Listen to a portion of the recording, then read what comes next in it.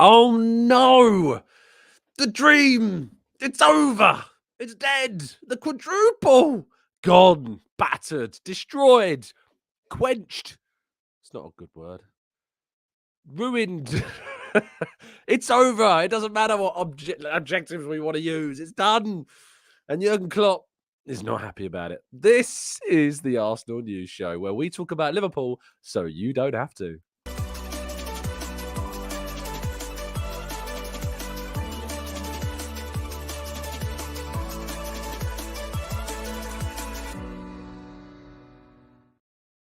Hello and welcome to the Gooner Talk, back again with you guys for another episode of what is the Arsenal News Show, joining you every single morning at 8 a.m. UK time. Thank you as always for joining me and making this a part of your morning routines. We're back in the usual surroundings. We're back in the office and I'm so happy to have natural light, that I don't look like I'm going to be on death's door tomorrow. This is great. This is great. So I'm very happy with that indeed. But thank you so much, everybody, for tuning in and listening. It is hugely appreciated. And I hope you've had a fantastic weekend and you're ready for a brand new week, of which we enter the dreaded international break. But it is not going to be as boring as what people say. We've got some interesting games. We've got England against Brazil. And we've got some transfer watches to do on some players that could indeed be involved. Victor Gyökeres scoring a hat-trick again at the weekend, making himself very much known. And again, making it assumed that he is the number one pick, which he should be. But there was also plenty of football this weekend that we're going to discuss. But good morning to those joining us in the chat box. Thank you so much, as always, for doing so. Ismail, Harvey, Carlton, Arsenal Adventure, Martin, Stephen, Damien, Jalali, Amira. We've got Matt G and Kaiser, Colin, Mystery, Clincy, Red Star, Paul, Damien, Peter, Dominic, Morgie. We've got Rob, Maximius, Barry, Martin, Z. Thank you so much, all of you, as always, for tuning in. I hope you've had a fantastic weekend, and the rest of you as well. And if you're listening on catch up, please do also drop a like and subscribe and help us on our way to our target of 1K every single day. Now, let's jump into today's stories, shall we? We start with Unai Emery failing to take advantage of Spurs' slip. It was quite the defeat that Spurs suffered at Fulham on Saturday, giving an opportunity for Aston Villa to once again return to a very comfortable position in fourth place. However, West Ham United took a 1-0 lead through Mikel Antonio before Nicolo Zaniolo was the player in the 79th minute to rescue just a single point, as Unai Emery's attempts to scupper another top four challenge in another Premier League race appear to be heading towards those same concerning questions. And I guess we'll have to wait and see if indeed that turns out to be what will happen. Moving to the FA Cup, however, and there was plenty of drama this weekend. We were enjoying Coventry City's amazing 3-2 win over Wolves, which of course saved Gooner in Chicago, so that Arsenal's game against Wolves will go ahead on the weekend of April 20th. But not only that, but we saw Manchester United make Jurgen Klopp say that a journalist was out of shape. Which was quite the spectacle. But not only that, but Liverpool fans had to get permission from the FA, because they claimed that only they could score extra time goals. They believe they've invented them, and yet Manchester United managed to score two to rule out Harvey Elliott's and Ahmad Diallo being sent off in a blaze of glory after scoring Manchester United's fourth goal on the day and destroying Liverpool's hopes of a quadruple and ending an arrogant run on Twitter that has been going on far, far too long. Meanwhile, Manchester City progressed through to the FA Cup semi-final as expected, pretty comfortable for them. Their 2-0 victory over Newcastle was not going to stop too much. It's not a surprise at all. They'll probably go and win the tournament. That's what we've come to expect. And I was at Stamford Bridge yesterday to watch Chelsea's attempted self-sabotage against Leicester. They took a very comfortable 2-0 lead, in which they'd already missed a penalty from Raheem Sterling before an own goal of quite comedic value of Axel Disasi, putting the ball into his own net from about 30 yards. It was quite the Quite the spectacle indeed. And then, of course, we saw a brilliant goal from former Arsenal Youth Academy graduate Steffi Mavadidi, who curled an effort into the top right-hand corner, which really did let Chelsea have a fair few moments of concern and worry. Raheem Sterling was booed off the field as he was substituted. Mauricio Pochettino was booed because he was deemed to have made the wrong choice of substitution when he subbed off Mykhailo Mudryk before Sterling.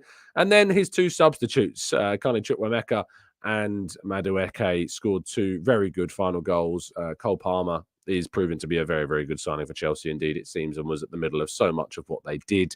And then in the press conference of which I sat in afterwards, Mauricio Pochettino told journalists that he is not stupid and he's professional and he knows what he's doing. And certainly those substitutes that he made won them the game. And as the matchups are, Coventry City will face Manchester United, Manchester City will face Chelsea, inevitably setting up another Manchester derby in the FA Cup final. So that is one to keep an eye on. Meanwhile, in the Bundesliga, Harry Kane, as we talked about yesterday, injured himself in a collision with a post, I believe. But he is still flown to England for an ankle assessment. Bayern Munich have confirmed that he did suffer an ankle injury with weeks to go until Arsenal's game against Bayern Munich in the Champions League. But he has indeed flown to the England national side for further assessments. You may remember that Bukayo Saka, after the win against Manchester City, still attended the England national side camp before being assessed and returned to Arsenal, following it being agreed that he had suffered too much damage to get involved in the England games. Whether Harry Kane will have the same, we will have to wait and see. We'll probably find out in the next couple of days or so. And meanwhile, Mikel Arteta was spotted on his own little trip abroad.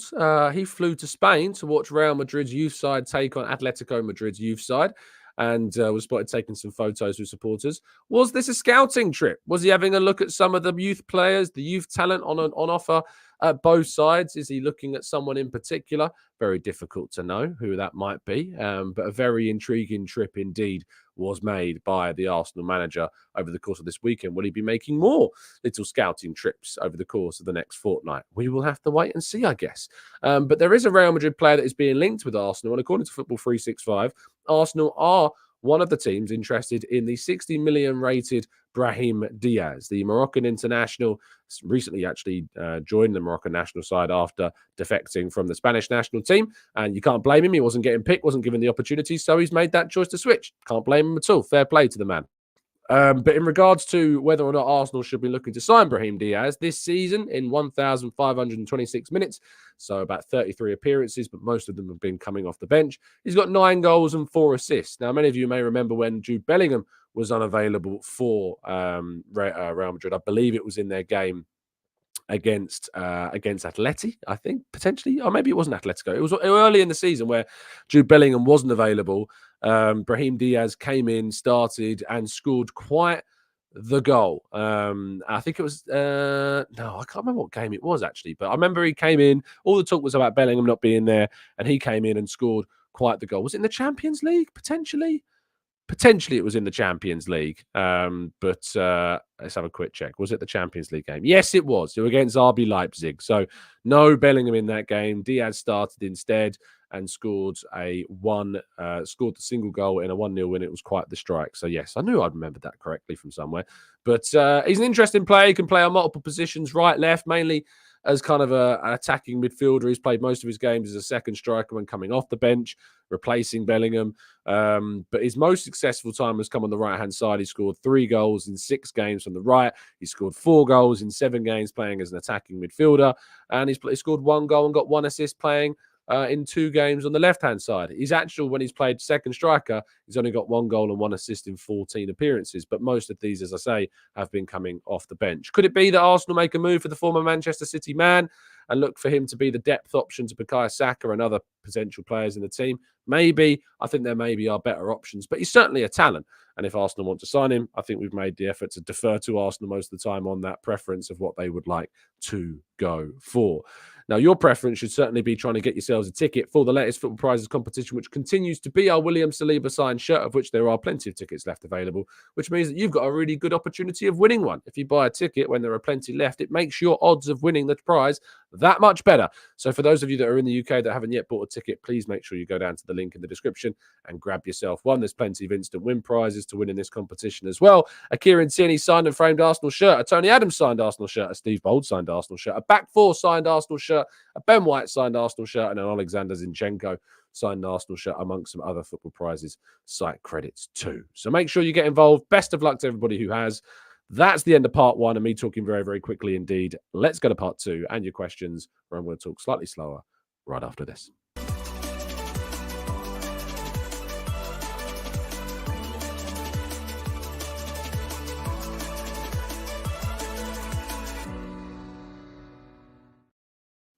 Okay. Yes, part two. Let's chill. I was trying to see if I could get part one done with all that news in 10 minutes, and I just about managed it, I'd like to think. So yeah, there was a lot to discuss, and we got through it all, and through the morning welcomes, as well as taking a little bit of the mick out of Liverpool as well. What I didn't mention, actually, and I should have done, is during the FA Cup bit, Eric Ten Hag, again, bringing up Arsenal. It's 6 months. It's been 6 months since we've played Manchester United at the Emirates, since we rightfully won that game. We deserved to win that game. Manchester United came and stunk the place out. Stunk the place out of the Emirates. Tried to play on the counter, had a few opportunities, was offside, rightfully offside, despite the fact that Ten Hag tried to break the rules and intend to suggest that he shouldn't have been offside, despite the fact that he was, and then tried to claim that there was a penalty call on Gabriel and Højlund when there definitely wasn't. And he's bringing it up again. Another press conference where he's bringing it up again. It is quite the spectacle that Ten Hag likes to insist upon talking about, but it is the reality. I just hope and pray on the penultimate match of the Premier League season, when we go to Old Trafford, that we absolutely batter them. That has got to be the aim. That's got to be the hope, and fingers crossed it will be. We are nearly 1,000 people watching the show across both YouTube and our other platforms as well. If you haven't dropped a like on the video, please do. We try and reach 1,000 every single show, and a couple of days ago we nearly hit 2,000, quite incredibly. So thank you to all of you that have continued to show plenty of love and support to the channel. And we are around 100 subs actually away from reaching 55k subs on the channel. So if you are new, or maybe a nan and granddad aren't subs but they would like to be subs, even if they don't want to be subs, I reckon you make them a YouTube account and make this the only channel they subscribe to. So get involved. Thank you to those joining in live, of course, as well, and throwing your questions into the chat. We're going to go through as many of these as we can this morning. And we're going to kick off with Jane, who says, Tom, do you think Martinelli would be fit to feature in the Manchester City game? It's almost impossible, Jane, to know the answer to that question right now. We've got to wait until we hear a little bit more from Mikel Arteta. We've got to wait a little bit more until we see how his injury develops over the course of this international break. It's a really innocuous issue, this cut on his foot, which required him to be in a boot to keep kind of the injury as secure and stable so it can heal as quickly and effectively as possible. When you've got a cut and one as serious seemingly as what Martinelli had on your foot, and you've got to wait for that to heal, you don't want to irritate it. You can't even necessarily do too much rehab like you would with a muscular problem. So you've just got to wait for it to heal, which is a bit of a waiting game, but one hopefully that will be fine in the end. Amira says, have you seen Mika Bireff's brace this weekend? 2 goals in the first 18 minutes. His team is now first in the Bundesliga. 21 goals and assists so far this season, and he's spent part of it out injured as well. Yes, I did. And Biereth is certainly improving and showing what he's capable of, and he'll return to Arsenal in the summer. A decision will be made on his future. Sturm Graz did actually want to sign him with an option to make the deal permanent. Arsenal rejected that, whether or not that's because they think he's worth more money or whether that's because they think he's got a future at Arsenal. I guess we'll have to wait and see. But I think he's proven to be quite the talent, and certainly one which Arsenal will be very glad that they've got their hands on already. Nell says, Tom, what do you think of the England squad that's been chosen? Would you have made any different decisions? I'm hoping this is Southgate's last tournament. Yes, me too. Ben White should absolutely be in there, but of course he's made himself unavailable. We all I think we know the real reasons as to why. And in regards to anybody else that should have been in the squad, could anyone else really have been in there? I mean, give me some suggestions if you think anyone else should have been but wasn't. I'm struggling really to think of anybody else really. We've got a lot of injuries at the moment, so I guess it's difficult to find any potential. There's Kobe Minu, maybe. He's been very good for Manchester United. Maybe he should have been in there potentially. But he'll play with the youth side, and maybe he could have been there over Jordan Henderson. Eze, says Reese. Eze recently, I mean, he's not. I don't think he's necessarily contributed loads. Is he even fit at the moment? Eberechi Eze? Has he had an injury that's kept him out? I've not been hearing too many things about Eberechi Eze recently for Crystal Palace. Yes, he suffered a muscle injury in February, which kept him out of the majority of games. He's then only played a couple of games since then. Did score against Spurs, but they Palace did obviously lose that game. But he was out with a muscle injury, so maybe that is the reason as why he's not been picked. Necessarily. Solanke, yeah, it's a good shout. Solanke arguably did really deserve to get called up to this one. He's been absolutely fantastic, but you've arguably, I think, deserved it more than Ivan Toney, perhaps. So maybe he was a bit unlucky in that regard as well, especially when you're calling out previously Eddie Nketiah. Look at the numbers of Solanke. He absolutely deserves it. Nelson says, are there any plans for behind closed doors friendlies? And are these games physically competitive? I mean, they're competitive in the sense that they want to try and win. But I think there's an element of smarts about it and an element of consciousness about how players are playing in these games. But so far, no indication yet that there'll be a behind closed door friendly, at least not publicly at the moment. But as soon as I know any more, you will know more. Omar says, looks like you're doing better now. Do you think Man City losing Rodri will make them lose their momentum? I think, I mean, firstly, thank you. I'm feeling a bit better. It's still very much, it's still in the nose. So it's still very much here. I've got like this sinus pain, but I am taking the relevant remedies to try and deal with that. I didn't even know that Rodri had suffered an issue. So I'm not sure whether or not that's the case. Have they lost Rodri? Will they be losing Rodri? Omar, you'll have to let me know. But I've not necessarily seen or heard anything. Maybe I've missed that. But I haven't heard about Rodri being injured, or I know he was called up by the Spanish national side. But yeah, I've not heard anything on that front. Maybe I missed it.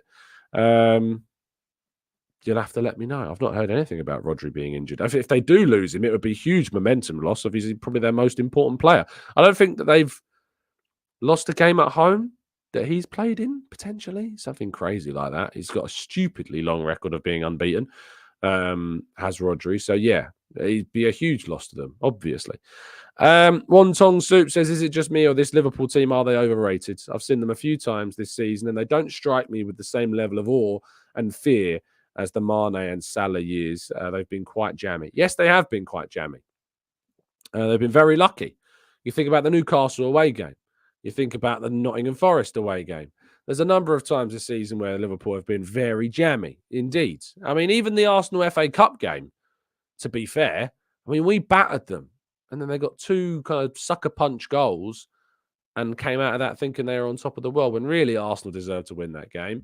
I don't talk about it like Ten Hag talks about deserving to win, apparently, against Arsenal. But still, they are quite scrappy, which is why I was glad that Man City dropped points in the end against Liverpool, because it keeps things in our hands. It means that we can go to Man City and stay above them just by drawing, but we need to try and win that game. I think we have to try and beat Man City if we want to win the league, and that is, of course, Arsenal's next game. Big, very, very big. Josh says, hi, Tom, did you hear about the Coventry City manager? Apparently he was teasing a ball boy. I did hear about this. I don't know the full... kind of the images that have gone around yet. I'll see if I can find them quickly to see if what he did. Hold on, there's a video here. Hopefully, it doesn't play it loudly, because otherwise, it's playing it in my ears at the moment. Hold on, let me see. It's so he's celebrating. I don't. Did he just bend down and celebrate in front of a ball boy? Deary me. Oh dear. Oh, that's awful. That's a bit much. Yeah, I have seen that, John. I think that's a bit much. I'm all for celebrating. I don't want to come across like celebration police. I don't want to do that necessarily. But having seen that, it does look like he literally bends down or crouches down and he's like, yes, like in the face of this ball boy. I think that's a bit far. Is it? Or if Arteta did it, would we really be would we really be too fast, especially if they were like delaying? We don't know what the ball boy was doing. If the ball boy was like taunting him or being slow with giving the ball back to them after Wolves took the lead, then maybe it's fair. Maybe I would be that petty. I think Gary O'Neill called it disgusting. I think I saw his post-match presser. He called it disgusting, but I'd not seen the incident myself. So there you go. Chris says, "Hi Tom. Surely abuse is abuse. Why is Klopp allowed to keep speaking to journalists the way he does?" I don't think he abused I don't think he abused the interviewer when he said you're out of shape. I don't think he was referencing the person's like I don't think he was referencing like a body shaming thing. I don't think it was that. I think he was saying you're out of shape in regards to the questions that was being asked, and he was just annoyed that he was being asked about whether I don't even really. Yeah, it was. I can't remember what the question was. It was something like you don't play with the same. Why? How come you're not playing with the same intensity at the end of games? It was asking kind of about the number of games that you play. So yeah, the interviewer said normally intensity is the name of your game. So how come it became so difficult in extra time? Klopp paused and said, "That's a bit of a dumb question, I have to say. If you see us often, if you never see us, then you can ask how can they have more resources. We played, I don't know how many games recently. I don't know how many games United exactly have played. That's sport. I'm really disappointed by that question, but you thought the opposite, so that's good." And then he said, "So too many games?" Before Klopp interrupts him by saying, "Oh, you don't have to think that. Oh, come on. You're obviously not in good shape. I have no nerves for you." Yeah, I don't think it was a body shaming, like abuse thing, Chris. I think he was just talking about it in regards to like, I think you're out of shape in regards to the questioning.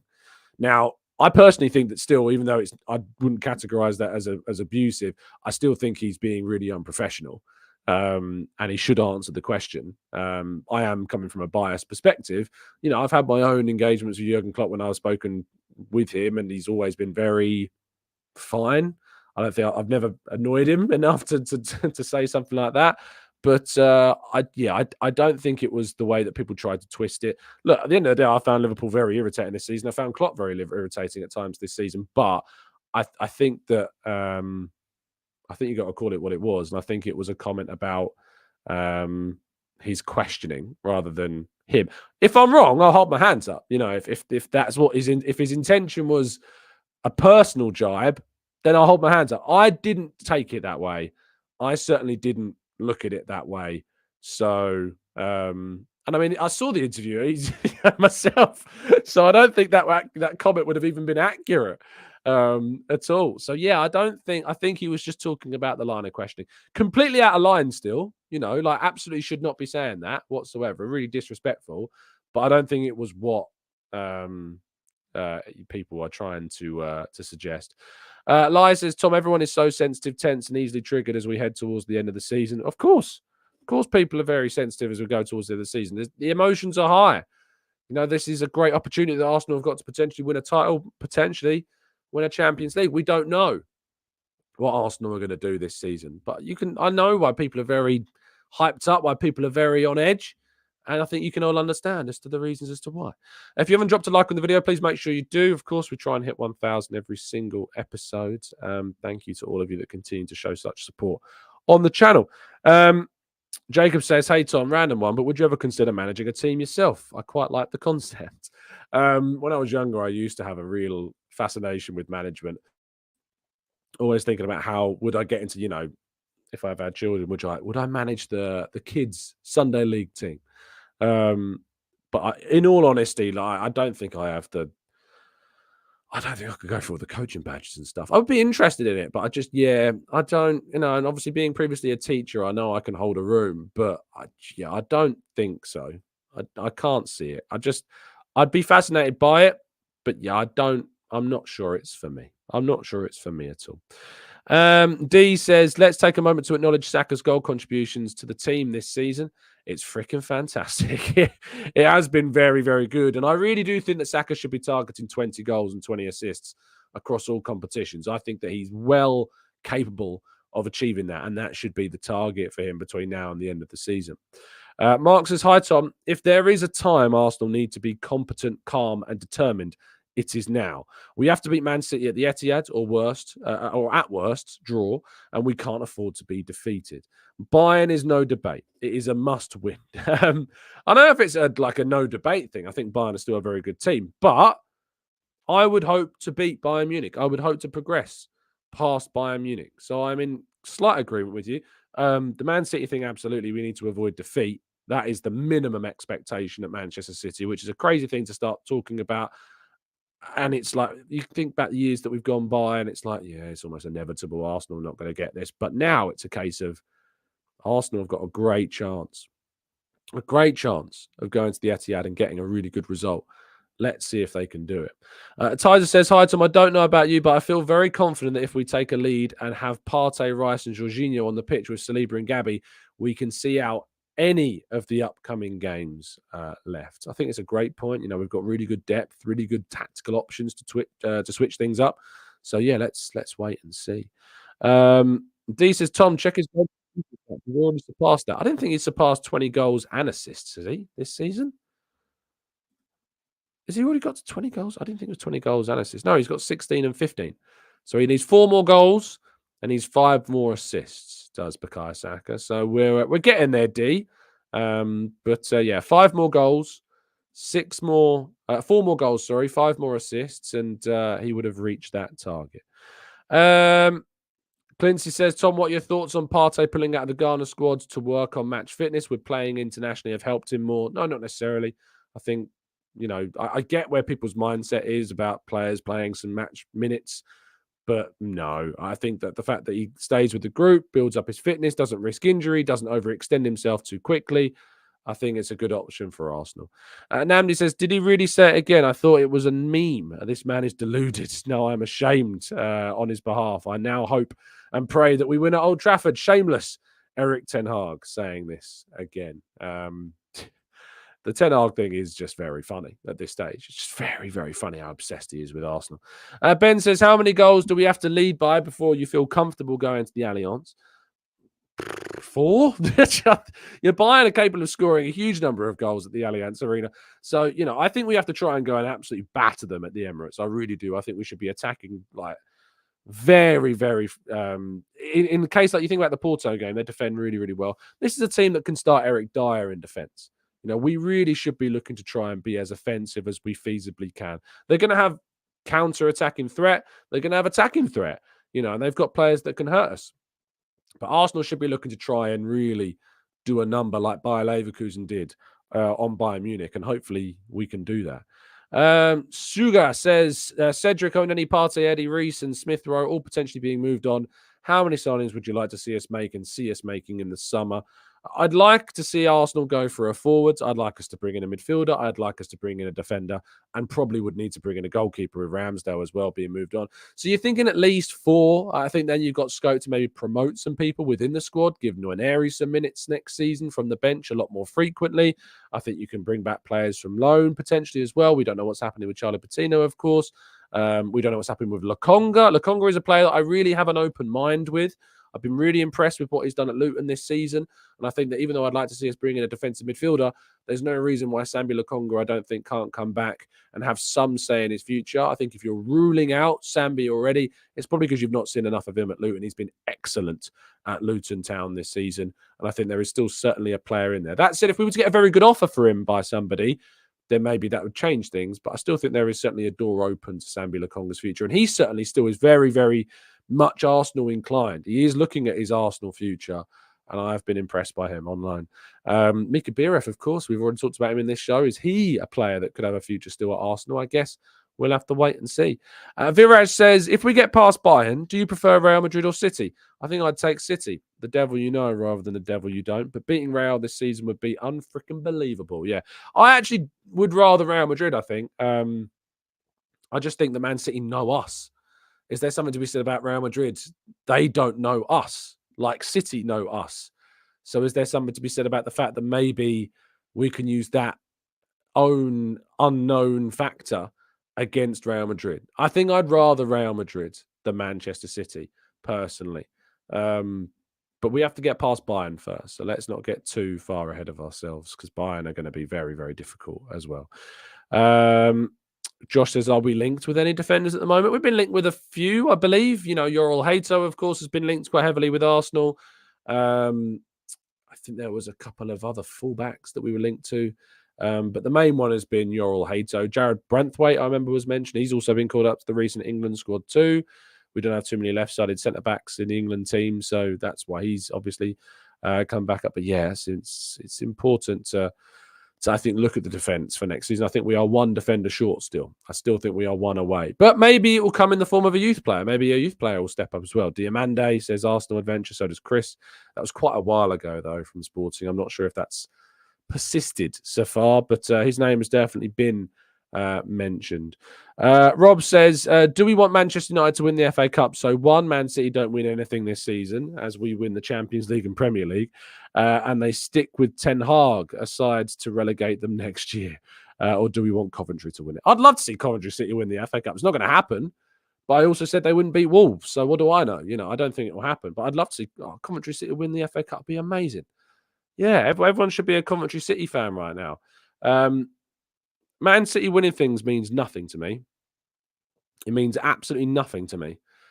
So I'd rather Man City won the FA Cup than Chelsea or Man United any day of the week because it means absolutely nothing. If Man City win something, I'm numb to it. I don't care about it because there's so many question marks about what they've done. There's so many allegations at the moment. And until they're cleared, you know, there's always going to be a shadow over everything that they win. So, yeah, for me, I do not want Manchester United winning the FA Cup. I do not want Chelsea winning the FA Cup. So I'd rather Manchester City win it. I'd rather Coventry City, of course, won the entire thing.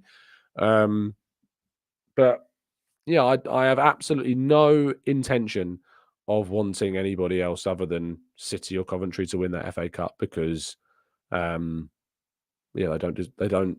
Manchester United, I don't want winning anything. And Chelsea, I don't want winning anything, not at all. But Man City, I'm just so numb to it. I don't care if Man City win anything. It doesn't mean anything to anybody when they do. So, you know, it is what it is. It's like the control variable is what it is. Whereas Man United has an impact. Liverpool has an impact because they're fans mainly. And then you've got Chelsea and Spurs, of course, as well. All of these teams, it means things to Arsenal if they win something, really. Unless it's like the League Cup, which, I'm not too much worried about. But the FA Cup is something to be really quite concerned about. And also, Manchester United are very close to Arsenal's record of FA Cups. It's worth remembering that as well. So, I don't care if Man City win it. Do not give one little infinitesimally small, you know what, about that at all. So there you go. Thank you so much for everyone tuning into today's show. Really appreciate your time as always. Do drop a like on the video and subscribe to the channel if you're new around here with those notifications turned on so you never miss a show. We're very close to 55,000 subs and we are continuing with our 1K everyday like challenge target. I hope that you have a fantastic week. I hope that it is swift and quick and goes through as fast as possible so that we can get back to Arsenal action and that huge game against Manchester. I'll probably be doing some afternoon shows. I've been thinking about what content we might want to do during this international break. If you've got some things you'd like to see, if you've got some guests you'd love to see return to the channel, then make sure you leave those comments and I will try like a springtime Santa Claus to make those wishes come true. So do drop a like on the video, subscribe to the channel if you're new, and stay safe, well, happy and respectful. And as always, up the Arsenal.